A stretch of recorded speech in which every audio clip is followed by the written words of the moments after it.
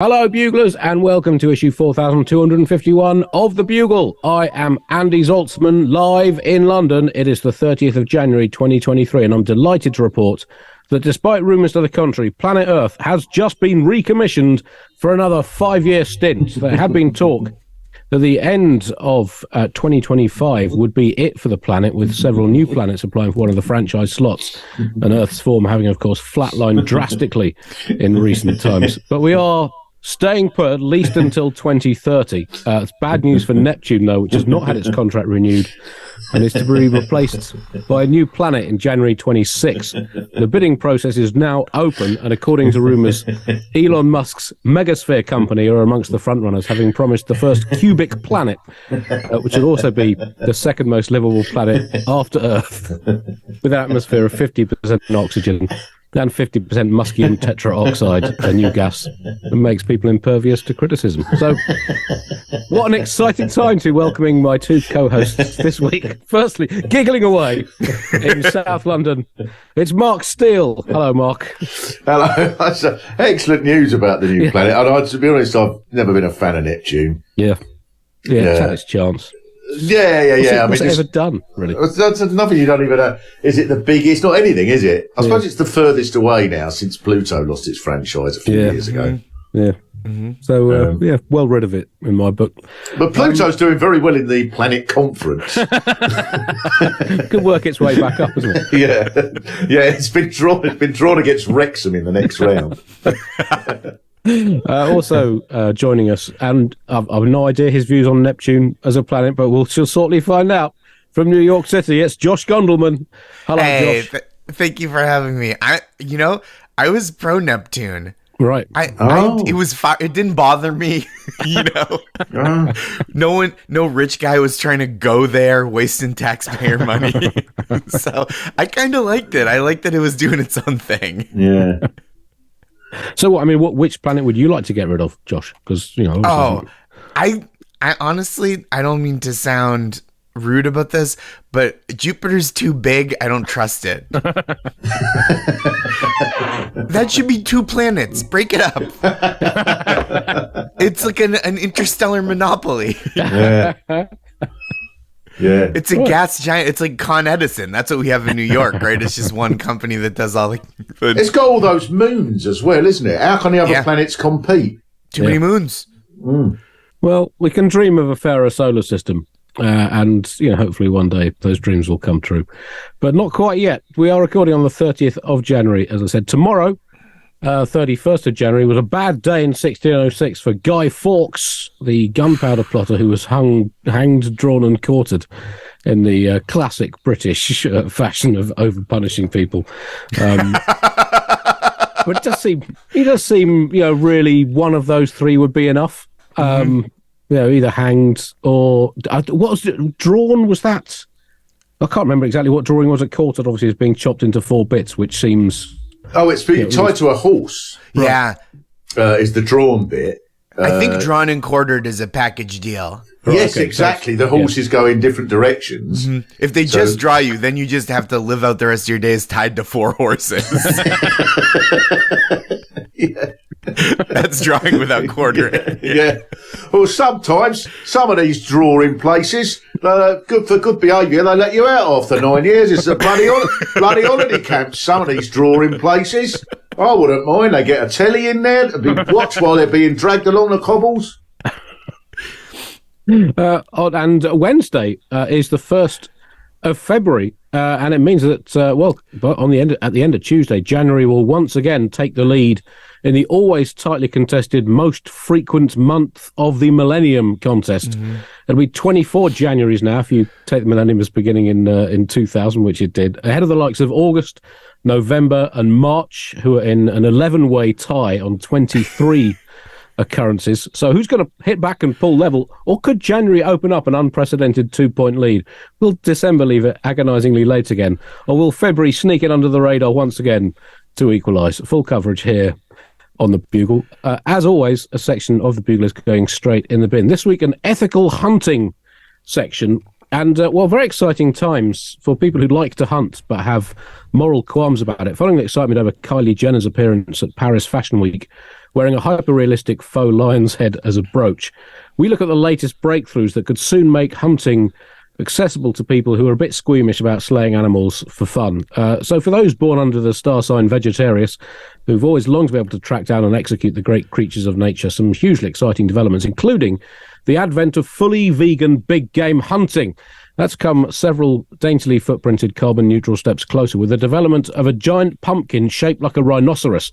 The pumpnoceros has been genetically modified to have a grey outer shell and knobbly horn-like protuberances that from a distance look quite like a rhino snout. The vegetable, which has no known conscious being, can then be mounted onto a remote-control quadrupedal buggy that can be driven around the safari park in patterns of movement modelled on the real rhinoceros, whilst an onboard sound system enables the hunters to hear the pumpnoceros's dying whimpers once shot to complete the true hunting experience without the pangs of guilt caused by slaying an unarmed endangered species just because you can. Also in production, the toe pheasant, which is a pseudo pheasant made of tofu that can be attached to a drone, and for the gun sports fan is always yearning for a fairer contest between human shooter and avian shootee, can even be armed with a pellet gun mounted to its wings with a motion sensing camera so that the bird can return fire.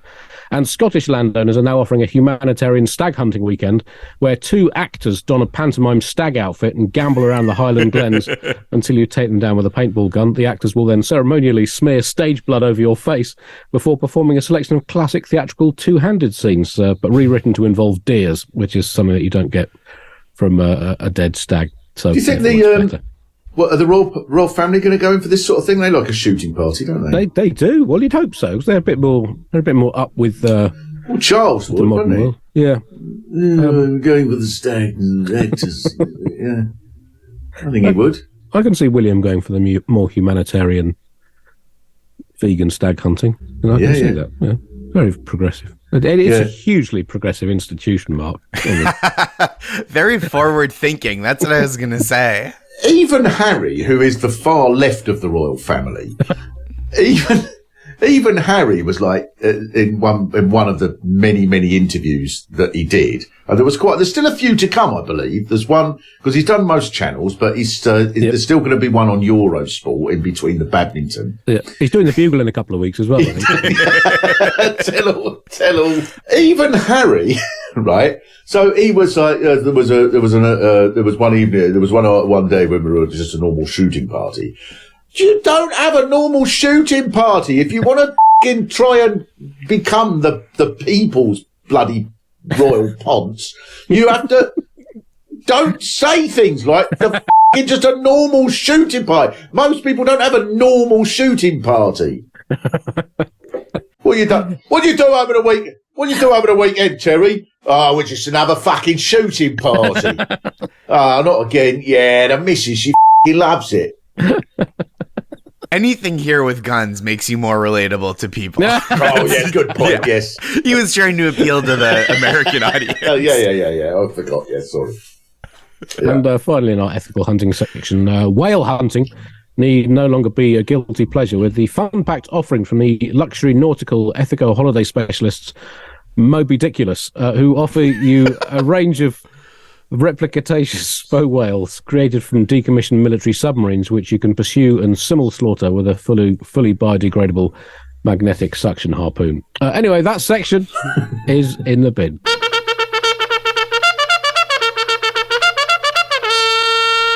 Top story this week. We are doomed, or at least more doomed than at any point since 1947. This is according to the latest update to the Doomsday Clock, which measures, I'm not sure entirely how subjectively or objectively, how close the planet is to Armageddon. And it was launched in 1947, when, of course, the world had just been through the greatest trauma in human history and had resolved to live happily ever after for the rest of time in peace and harmony, which isn't going quite as well as would be ideal.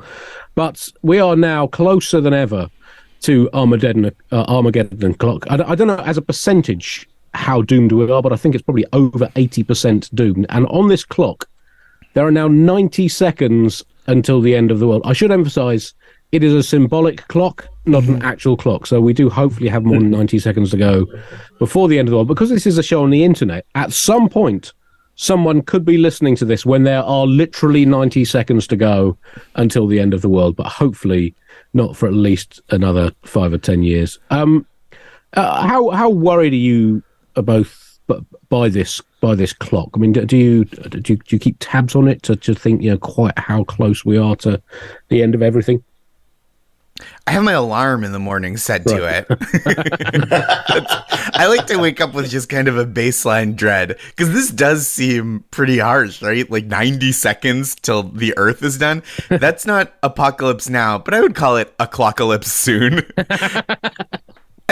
I have some questions. Does it account for daylight savings time or saving time, which we still have here, right? Wow. So maybe we forgot to set it back like I do with my microwave, and it's only actually like about 11 p.m. instead of midnight. Yes.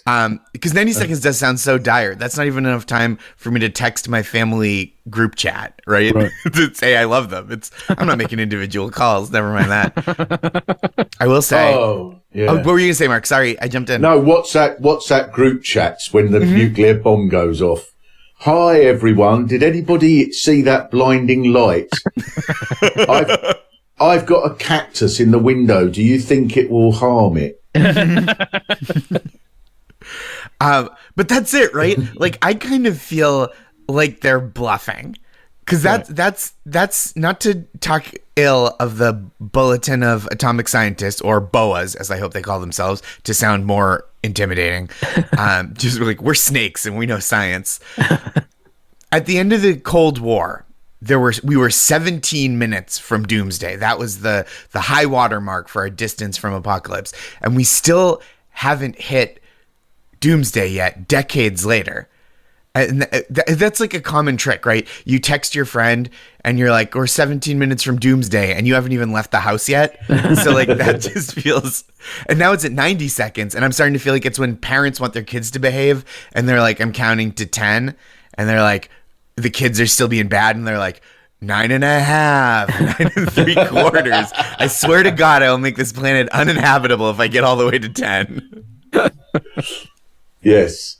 I know. Is it Putin that's done this? Yes. Right. Yeah, apparently. Well, I hope he's pleased with himself. Yes, it has got closer to midnight because Vladdy Poodles, the Kremlin Gremlin, has the big two of a very short temper and a nuclear arsenal. Now, one or the other in isolation wouldn't be quite so dangerous, but both together is high risk. We're closer to Armageddon because of Prince Harry's memoir and the Scottish Gender Recognition Bill, or I must stop reading the Daily Telegraph, plus the inexorable rise of the T20 franchise leagues at the expense of Test cricket. And Elon Musk, once again, having almost certainly developed a cosmic death ray nuclear mega penguin that can lay radioactive eggs that will surely destroy us all. So a number of factors, but definitely the Ukraine-Russia situation is shunting us closer to the precipice of... If I could just see, one thing I think was very alarming here was that Putin at one point said, when he put his nuclear weapons on absolutely the top high alert, that the reason for it was a speech by Liz Truss. And I thought I could just about accept the end of thousands of years of civilization, but let it not be because of Liz Truss. What a terrible reason for the human race to die out when aliens land here in a million years. They go, I wonder what happened, and then eventually they work out, oh, then this woman made a speech. Well, she must have been in power for a long time to cause the entire destruction of humanity. Yeah, no. Exactly. About as long as it takes to launch a nuclear missile is how long she was in charge. Yeah, I mean, another thing that really alarmed me was a woman from the Bulletin of the Atomic Scientists, BOAS, called Rachel Bronson. And this is the organisation that decides where the big hand of the Doomsday Clock is pointing. And the fact that they've only ever got, as Josh said, to 17 minutes to midnight suggests they're not using the full scope of the clock. Or being slightly over-pessimistic.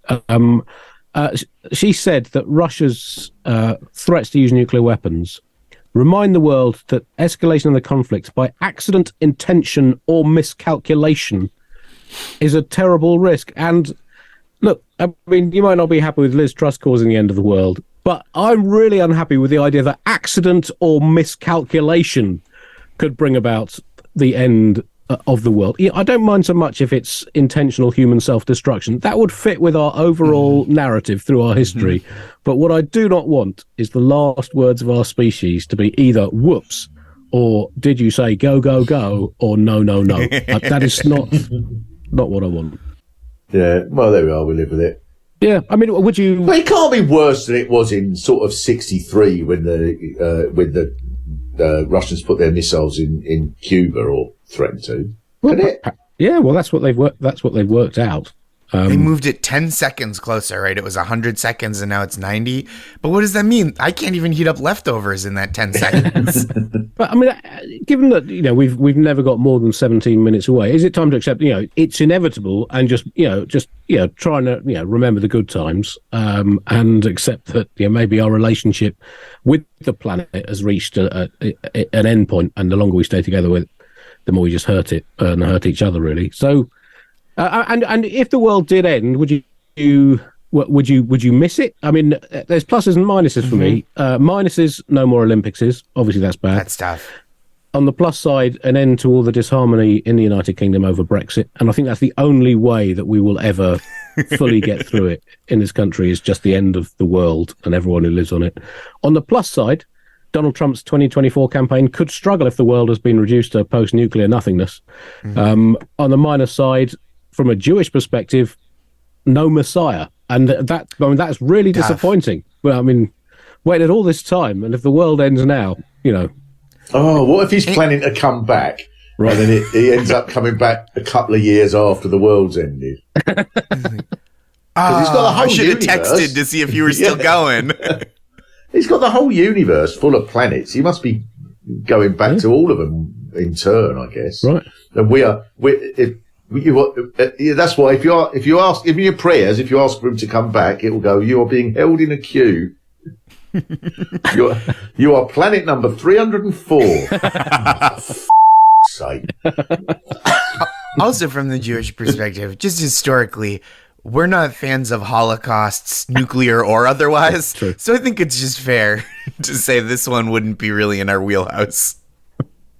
And also, I do not want the world to end now, mostly because this coming summer's Ashes series looks like it could be an absolute belter, Mark. So, I mean, I agree. I really want to wait until at least autumn before the world's end, before the world ends. Yeah, I agree with you. What if it comes just before the last day of the Oval Test, when England need 170 to win with 7 wickets left? Don't put that thought in my head, Mark. I'm not sure I could cope with that. There'll be people in the commentary box saying, as the radioactive cloud envelops the Oval, saying, "Oh, you can play in this." I don't know why they're going off. In the 60s, they'd have played through this. So the Ukraine situation has been.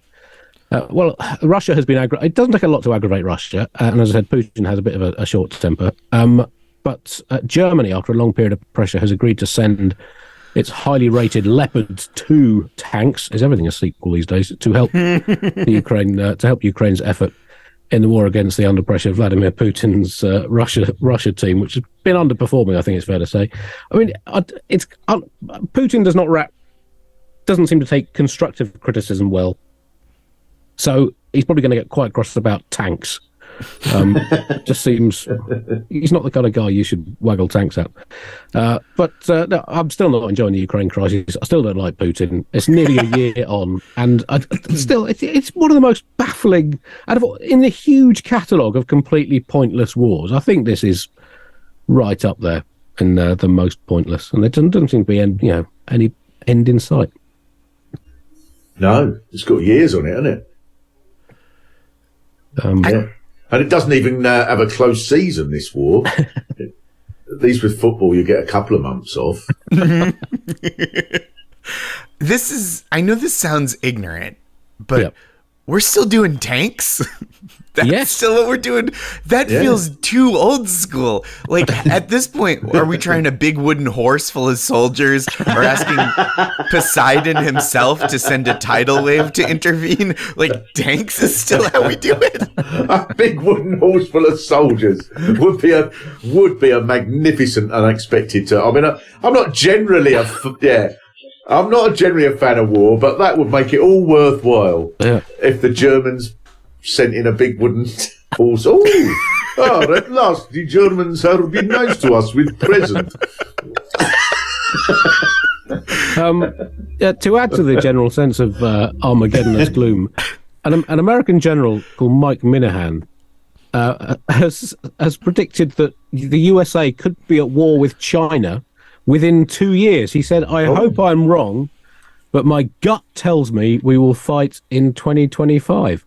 Now, let's just hope that this American general's guts are wrong. Let's just hope he ate an undercooked homemade Kung Pao squirrel and is feeling negative towards anything even vaguely Chinese. And also the gut has largely been proved to be less accurate as a diviner of the future than an evidence-based approach to analysing the current trajectories of global politics and economics, which can also be wrong, of course. Also, it's possible he was sitting in his armchair with his shirt off, got bored and made his tummy button talk by squeezing it and letting it go. But there seems to be almost a story every week that just makes you think, oh, what the f*** are we all doing, and why on earth did I bring children into this world? There was one other sort of apocalypse-related story. It came from Mike Pompeo, the former Secretary of State under Donald Trump, published a memoir. And I've not read it, but I did read the headline of the story, in which he highlighted quite how close we came in 2019 to a potentially world-shaking showdown between India and Pakistan. Now, that was all I read about it, just this, and I hadn't read the article, but so I assume what Pompeo was revealing was quite how close India and Pakistan came to meeting in the semi-finals of the Cricket World Cup in 2019. Of course, Pakistan would have made it if they hadn't lost the first of their 9 group games by such a big margin to the West Indies. And as the former Secretary of State no doubt pointed out, that defeat ultimately cost them as they lost out to New Zealand on the controversial net run rate rule, cricket's equivalence of goal difference, and New Zealand went on to play and indeed beat India. But it just shows on such slender threads the future of humanity can dangle.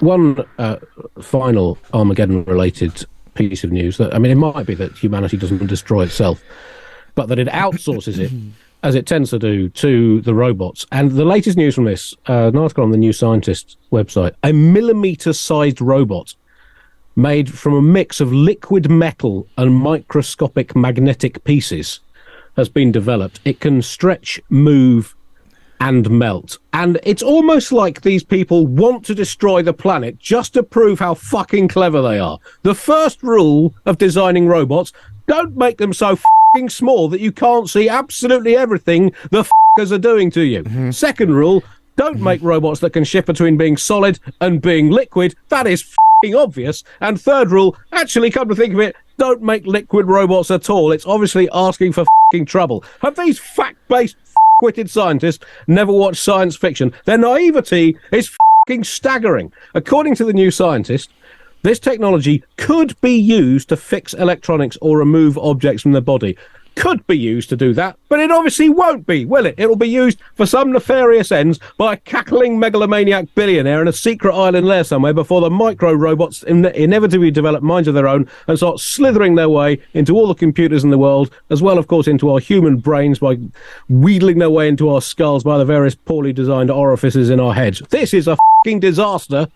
And the New Scientist presents it as progress. Josh, I know you are hugely sceptical about all scientific progress. This must have rattled your cage. I mean, this, honestly, I feel like we're at 87 seconds now on the Doomsday Clock, just after hearing this. Because the headline that announced this, like you said, the New Scientist, they put it as progress. They said, metal robot can melt its way out of tight spaces to escape. When the headline should have been, holy shit, we made the Terminator real and we're sorry. Exactly. Who can hear that and not think of the Terminator? How do you not liquid robots? Yeah. But I'm very much the same with the dishwasher. Right. Right. I mean, these things are evil. They take 10 times as long to load as it takes to wash things up in a bloody sink. Mm-hmm. And yet they're convincing us with their bloody waves that they're obviously sending out that they're useful. And one day they'll just be taking over the world. They'll just be marching down the street, sucking in buildings and spraying them. Totally unnecessary. How come when we invent stuff from science fiction, it's always the stuff that murders and never just like the box where you can be like, boop, piece of cake, and then a cake comes out? Yeah. Why aren't they working on that thing? Humanity having less money than sense now, in the sense that it has a huge amount of negative money. It's US debt ceiling season. It seems to come around pretty much every year, Josh. And if you could choose one ceiling to be smashed to pieces, the glass ceiling, the Sistine Chapel, or the US debt ceiling, you probably predicted it would be the US debt ceiling. And sure enough, the Godzilla of debt has knotted through the saggingly damp plasterwork and moulding beams that is the American debt ceiling. $31.4 trillion in debt now. That seems like a lot. How far do you think America can take this before essentially it just owes everything in the universe? I think we're going to beat the high score. I think we're going to do it again. This is so if people don't know, the US Congress votes to authorize how much debt the nation is allowed to carry. It's unclear how our government is in charge of that. It seems like it should be up to China. It's their money. They should have some say, right? Like we have this fight in the US, Democrats versus Republicans. Like, should we be allowed to owe more money? And we just get to go, hey, China, we voted. It turns out we're going to tack a few more trillies onto that IOU. Do you have Venmo? What are we doing here? Yeah. We're the worst episode of MTV Cribs of all time. We're just, because we didn't even get anything good with all the debt. We just lead a camera person around our nation going like, look at these corporate tax cuts, check out the most expensive military in the history of the world. And then in 3 years, when we haven't had a hit record in a while, the whole country gets listed on Zillow or Street Easy. Yeah, it's such a really good point. I'd never thought of it, because if they went, oh no, look at the debt we're in, and we were just like, everyone had swimming pools, guitar-shaped swimming pools, but we've got nothing for it. We got nothing for it. We don't have health care. Nothing. We have so much debt and we have nothing. Well, it is kind of an addiction, isn't it, economically? I don't know, and it seems it's not possible to wean ourselves off it. In Britain, we've also hit record levels of national debt, £2.5 trillion worth of debt, which of course is cute. That's what exactly. It's barely chicken feed across the Atlantic. It's astonishing, really. In 2001, that was the last year that the US government ran a surplus, and American national debt then was under 6 trillion. And under half of GDP, and now it's over 30 trillion and 125% of GDP. And I dread to think if there are any historians in the future, and maybe this is the one good thing about Armageddon is we will never be judged by history. What the they make of the first 23 years of this millennium? God, but I think we bloop out quite a lot as a species. I think. Who's got it then? Oh, Who's well, that's the kind this, of question. These trillions. You start asking that question, Mark, the whole economic edifice will crumble. You've just got to believe in it. It's like fairies in Peter Pan, isn't it? Anytime someone says they don't believe in the global economic system, somewhere in the world an investment bank dies. So you've just got to stay the course and keep the faith. This happens all the time. We're nearing a standoff on this again because, Republicans love to create debt, but they hate to borrow money, which is a conflict. They only want to pay for, as I said, military and tax cuts for the wealthy, guns and yachts. They're like the world's bougiest pirates. They're like the friend who orders 3 cocktails at dinner and then suggests splitting the check evenly, except in this case, they order all the cocktails and go, we're going to run out on the bill. No, you created this mess. You stick around and deal with it.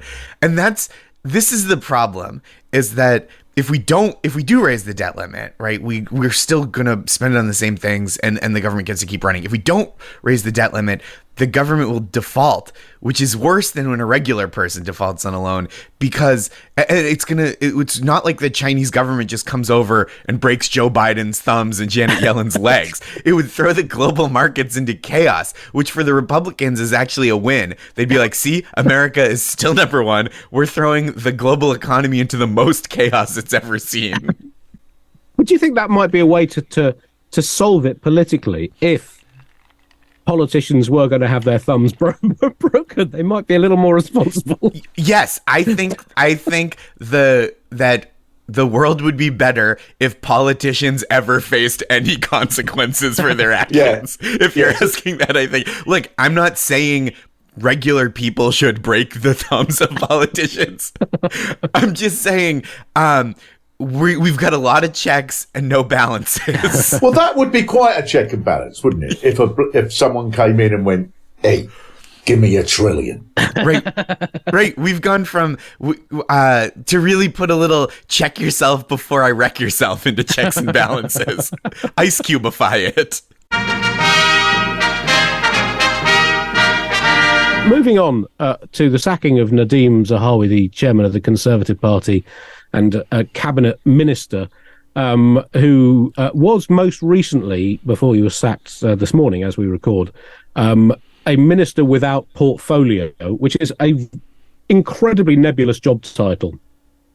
So basically he's a minister who doesn't actually have anything to do, which is a strange, it's kind of a strange thing to have in politics. He's been in 4 years in government: schools minister, business minister, the supremo of the vaccine rollout, education secretary, chancellor of the exchequer, chancellor of the Duchy of Lancaster, chairman of the Conservative Party, and minister without portfolio in just 4 years. And that shows the almost unquantifiable levels of irresponsibility in this government. The fact that these jobs are treated like just a bit of work experience before you off and do something else. Well, so anyway, so he's been fired over this tax issue and breaching the ministerial code over, who he told what and when, and this rather sort of complicated tax thing to do with a business of his father's based in Gibraltar for tax purposes. Anyway, there's details online that you can read up about all the tedious details of it. But he's been sacked. And it's only the second sacking, stroke resignation since Rishi Sunak became Prime Minister 3 months ago. And you think two cabinet ministers in 3 months would normally be quite a high rate of turnover, but by recent standards, it has been almost like an ice age of stability. Well, I think they're just going for it now. I think they know they've only got 18 months or so left, so they're just going to get... And whoever replaces him will be done for nicking a load of tools out of a van in a breaker's yard. And it'll say, oh, I didn't realise it was against the rules and it was just because I was being careless. And it'll turn out he sent all the tools to the Cayman Islands, to a garage in the Cayman Islands where it's legal to store stolen chisels and they double in value every half an hour. And they're just going to do whatever they want. They're just mad things now. They'll replace ambulances with Ubers, and you'll just have to have a heart attack and lie in the road and type in a postcode and stuff, and then someone will be going, I'm sorry, I arrived now, yes. Where are you? I can't see you. I am by Burger King. And then they'll leave because they get a better job from a woman who's had a stroke. And it's just everything. And then all the hospitals will be shut and they'll say, we're going to send the patients to Rwanda. And they're just trashing the place. They don't care. £3.7 million. And he was fined another $1 million. And then the government and the Prime Minister goes, well, yeah, let's just move on. Imagine if they're supposed to be the party of law and order. Imagine if you did of any other crime. You have been found guilty of actual bodily harm and have maimed 4 different people in a pub brawl. Yeah, but I mean, that was a couple of weeks ago, Your Honour. Let's just move on. Indeed, let's just move on. Let's not get bogged down. What the British people really want is to see our plans for a new rail system between Swindon and Didcot. This is what we were talking about earlier, right? That it's the consequences for political malfeasance are so low. And even the way we talk about it is so gentle. Like, Andy, it's been described as a breach of ministerial code. That's what you said, which I truly assumed meant like wearing your wizard robe inside out at some kind of parliamentary ceremony, or failing to deliver a suitably sad note of condolence to the Queen's corgis upon her death. Like, but he just didn't pay his taxes. That's not a breach of ministerial code. That's regular crime. I've done that crime. You don't have to use euphemisms when it's regular crime. That's like saying if he was sacked for magisterial impropriety. You're like, well, what does that mean? Oh, he was masturbating on a city bus. Okay, that's just regular impropriety. You can just say what happened. Let's not dress it up. I guess, in a way, I do feel a bit sorry for Nadeem Zahawi, because there were 3 good reasons that normal standards of behaviour should not apply to him. 1, he's an MP. 2, he's a high-ranking cabinet minister in the Conservative Party. And 3, he's a multi-millionaire businessman. Now, if he's not above the law, who is? And what does that do to the concept of aspiration in this country? The egalitarian idea that if any of us work hard enough and are successful enough, we too can be above the law. Will it only be the preserve of the aristocracy again? What kind of country do we want to bequeath to our children? Where will be the incentive for my kids to strive to be sufficiently wealthy, not to have to worry about the law, taxation, codes of behaviour and basic morality? It's no wonder that the younger generation have given up trying. No wonder. We've got to give them that ray of hope. Disgusting. Yeah, I agree. I do think that, given the churn of government ministers, there is an argument to say that all government ministers should formally resign before taking office. So basically a pre-resignation. Just get it all out of the way. You swear your oath of allegiance, whatever you do when you become a government minister. Then you resign for anything you have done, for anything you may be doing, for anything that you may one day do. And then you can just get on with it, and we have a bit more stability in government. There's one Lord, Tory Lord, did you see this week, who suggested, this is the sort of thing now that they actually discuss, that before a student graduates, they should take, I promise I'm not making this up, right? Before a student graduates, they should take an anti-woke test to see to see how anti-woke they are. And if they are sufficiently anti-woke, they get a discount off their student fees. Wow. That's what, that. Oh, dear. That should just be a deal. If you're like anti-woke, you get a discount. That truly just sounds like a deal that like Alex Jones would offer on his the supplements he sells on his podcasts. Yeah. 10% off if you call in and say you're anti-woke. Like, You can get your brain expanderizer. Gorilla Balls supplement. Is it him that's got all the millions, all the trillions? He's lost most of it. Oh, If he's paid up all his debts, wouldn't that clear most of it up? He is not yet. If he paid up his debts, I think our government would be fully funded. You should just send the money directly to China. A slight digression. We have our own scandal right here in New York.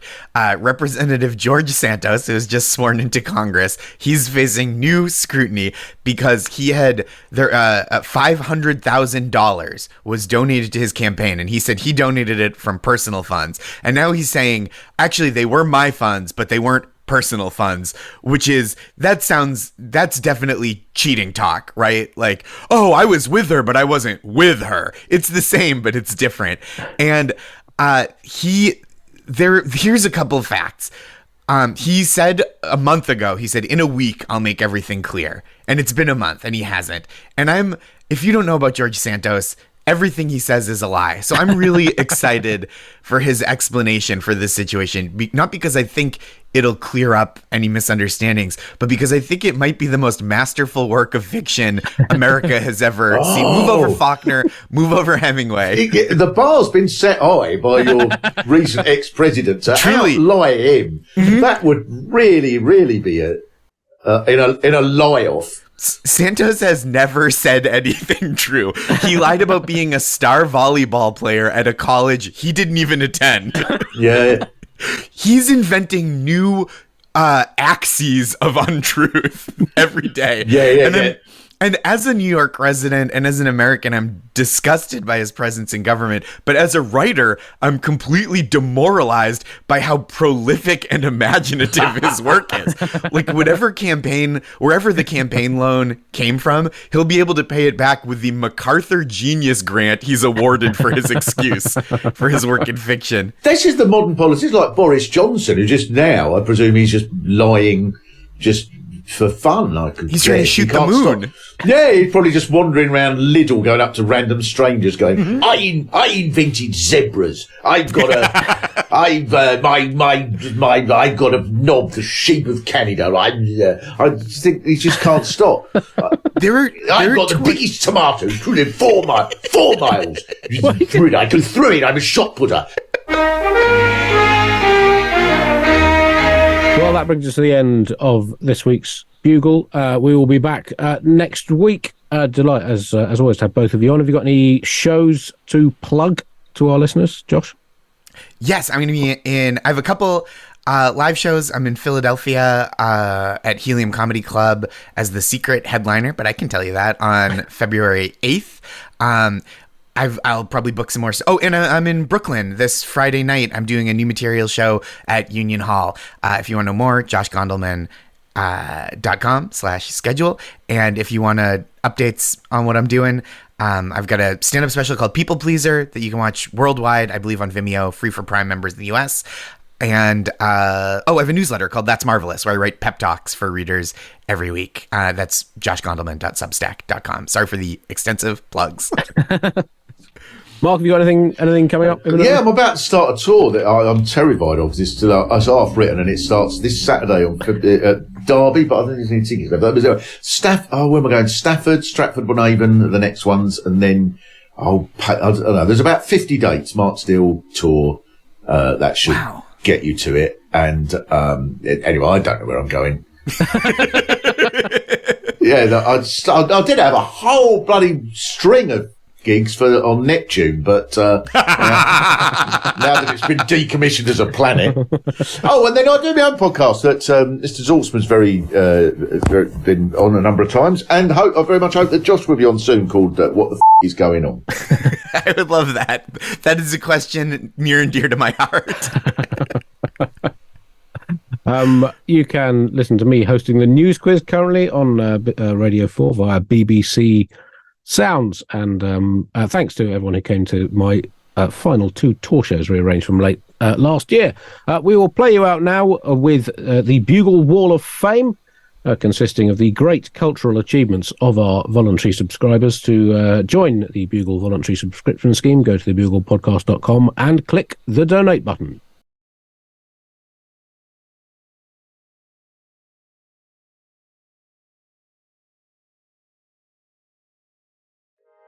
Joseph Hickey invented the fast-forward button on video cassette players, prior to which people had to use a special manual spooling device called a crankweasel. Anders Montanon discovered that stained glass windows really don't work so well at night time. Libby Witt restored Leonardo da Vinci's culinary classic The Last Supper to its original state, removing the bottle of tomato ketchup, crate of Belgian lager and copy of Puzzler magazine that had been wrongly added in the 1950s. Andrew Whewell disproved the commonly held theory that the Egyptians built the pyramids as stadiums for watching Sphinx racing, and Diana Patterson also disproved a less commonly held theory that the Egyptians built the pyramids because they thought they would be effective structures for catching pigeons at any height below about 120 metres. Darcy Latramui corrected Albert Einstein, who had erroneously concluded that E equals MC.